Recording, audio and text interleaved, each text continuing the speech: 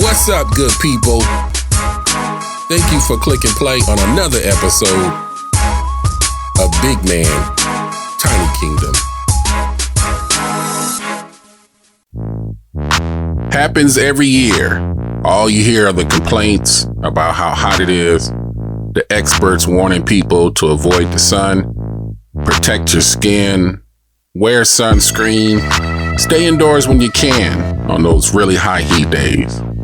Drink plenty of water, which you should be doing that anyway, right? Honestly, there's really nothing to it. Arizona during the summer ain't that bad. Yes, we get the hot temperatures, but it's a dry heat, so our humidity level is usually low, less than 20%. I feel like I'd do better here in Arizona than I would down south in like Florida, for example. Them poor people there are forced to take multiple showers a day, and there's no escaping it for them. But here, all I got to do to dodge the heat is go up north to the higher elevation. Now, we definitely have to be concerned about the summer months here in Arizona, more so because of the lack of rainfall. It is what it is. Gotta take the good with the bad. And in order for us here in Arizona to have those no jacket needed days in the fall, winter, and spring, we gotta hang out with Lucifer in the summertime. I love all the elements. I'm outdoors all year round. Not that big on the rainy season though.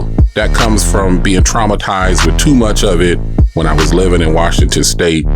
But we need some more of the wet stuff right about now. So we ain't singing, rain, rain, go away, come back another day. Around these parks, more like we singing, it's getting hot in here, take off all them clothes. Oh! Enough of all that weather stuff. Let's talk about another state park visit I made this year. This was my first time camping at this park. And of course, as always, a good time was had at Patagonia Lake State Park, located in southeastern Arizona, less than 30 minutes from the Nogales, Mexico border. Weird fact about me. I don't know why I live so close to Mexico, only about 3 hours. I actually have a passport, but slap the back of my head, I've never been there. Makes no sense. I can't give you any reason good enough as to why I haven't gone. However, I do have a cruise coming up where I will be stepping into Ensenada. I'm looking forward to that.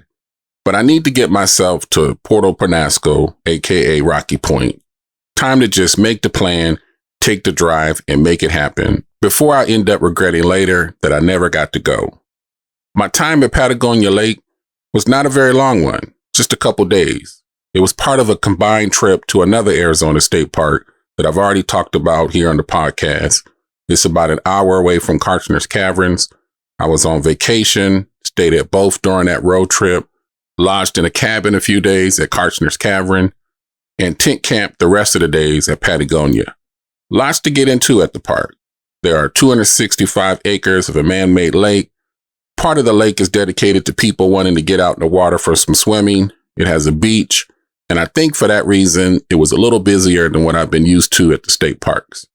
Seems like all the ones with beaches attract more people. Lake Havasu, Cattail Cove, and Patagonia all have beaches. And my time at each of those parks, they were people packed, which I don't mind at all. I love seeing people having a great time, enjoying the outdoors, just as much as I like chilling back in my lounge chair, relaxing to the peace and quiet, and stargazing by the campfire in the nighttime. If you are a quiet, chill type, you have to choose your parks wisely, know which ones to avoid if you're not looking to deal with a bunch of people, or find out ahead of time the slow season for these parks. That way you can reserve your campsite at a different time of year than when the masses want to be there. Like I mentioned, Patagonia Lake was very busy when I was there. Campsites were full, didn't quiet down at the hours it normally should have, but that really didn't bother me either. It makes my heart smile to see and hear people doing their thing outdoors. Now, that's not to say I tolerate people overdoing it or breaking the rules. I've had bad camping experiences when it comes to that.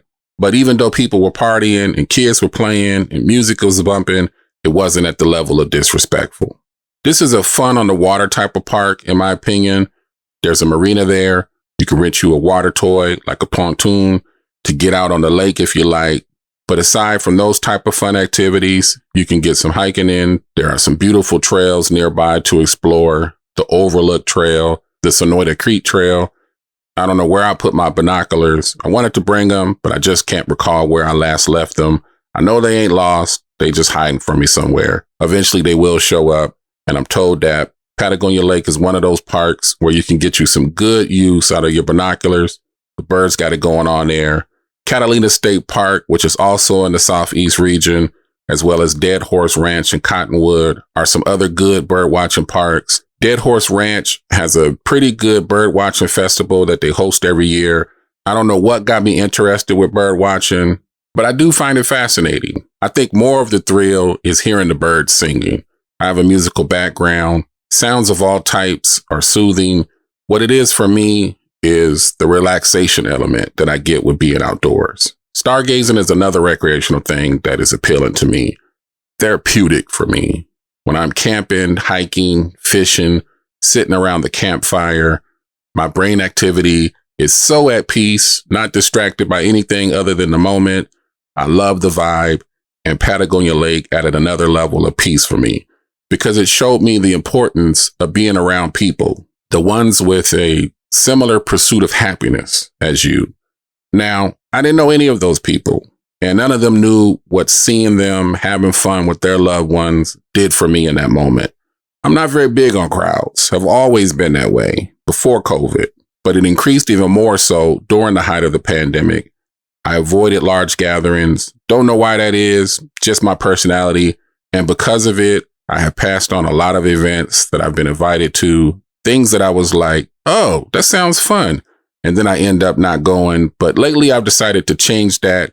Being around like-minded people, going somewhere others are doing things I love, hearing laughter, seeing people enjoy themselves, partying like it's 1999. Those moments are good for the soul. So I told myself this year, I'm opening up to doing more, get out of my comfort zone, break out of my shell. I recently went to see the String Queens in concert. They put on a hell of a show. If they come to your city and you're able to, you won't be disappointed. The wonderful entertainment that they are, the experience, seeing and hearing all the other people jamming to the String Queens, it was the perfect ambiance that my mind, body, and soul needed. It's a cool moment, and I'm looking forward to many more of those moments. I'm putting the pressure on myself to create those experiences because my happiness starts with me. And doing things like hanging out at the Patagonia Lake beach, especially since I love being around water, just being in the element most times is enough for me. However, I do have an activity I want to do that I've wanted to do for many years and have not yet made it happen, and that is to get my ass to the Salt River for some inner tubing. I also want to rent an ATV for a ride through the desert. I want to go to the Hot Air Balloon Festival in New Mexico. I can't go this year because it's around the same time as my Carnival cruise, so I'm going to plan to make it happen next year.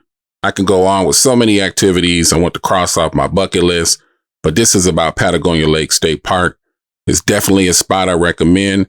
I enjoyed their campgrounds. They not only have tents and RV sites, it is also one of the Arizona state parks that has cabins. If you've been following my podcast, then you know I like trying out all styles of camping because regardless if you are in a tent, if you camp out of the back of your truck like me, you're in an RV, or you're staying in a cabin, the result is still the same. You are there to have a wonderful experience. At the end of the day, that's what you're going to have, and that's all that matters. The campsite number I stayed at was PTL66, not a spot I would choose again for a couple reasons. I first chose this spot because it was close to the restrooms, and that wasn't to accommodate me. I was camping with a lady friend, so looking out for her bathroom needs was why that site number was selected. It ended up not being the right choice because it came with a not so desired smell lingering in our direction. And another thing about the bathrooms that I didn't care for because of how people busy it was, the bathroom was not very clean.